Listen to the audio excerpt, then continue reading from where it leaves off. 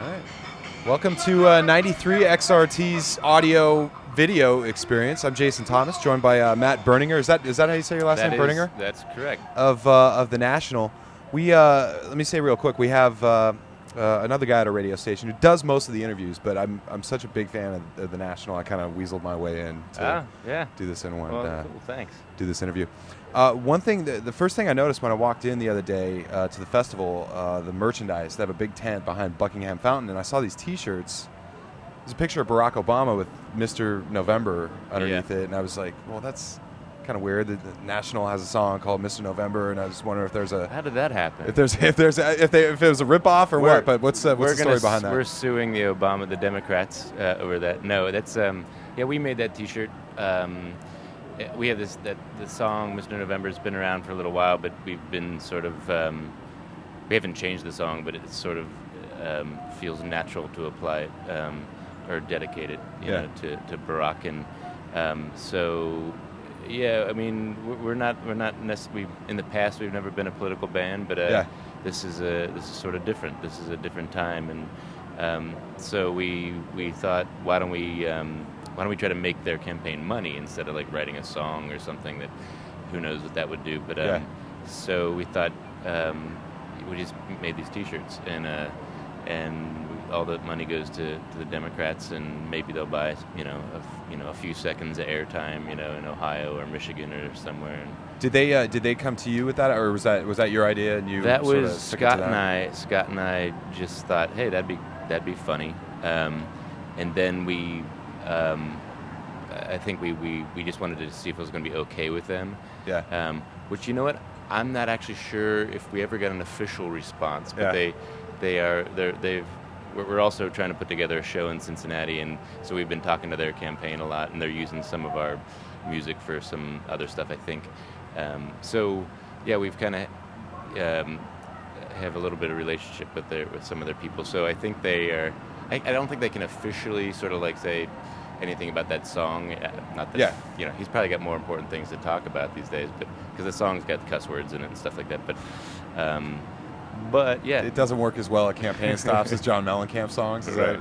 It's not as. But so maybe, I mean, we've sold a lot of them so far, and it looks like we'll be able to like give them $10,000-$15,000, just for some TV ads or something. There was another. I went to your website and I saw it. Now, you guys designed that T-shirt and another shirt. Or is there certain members of the band that do graphic?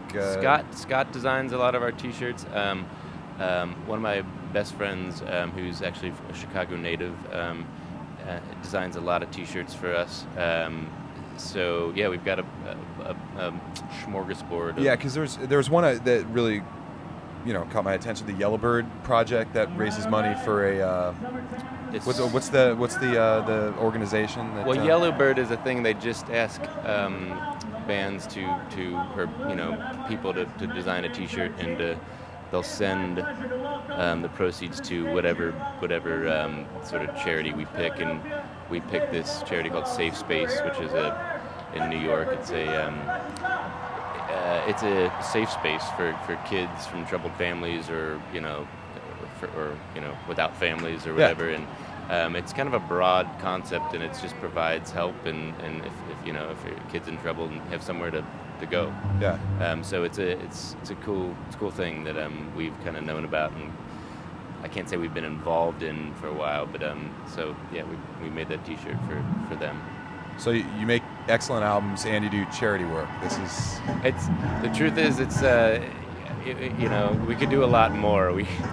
Designing a couple T-shirts and is not a lot of effort, but it's we're using our name a little bit to just help. Maybe some money will go to some of these things. Yeah.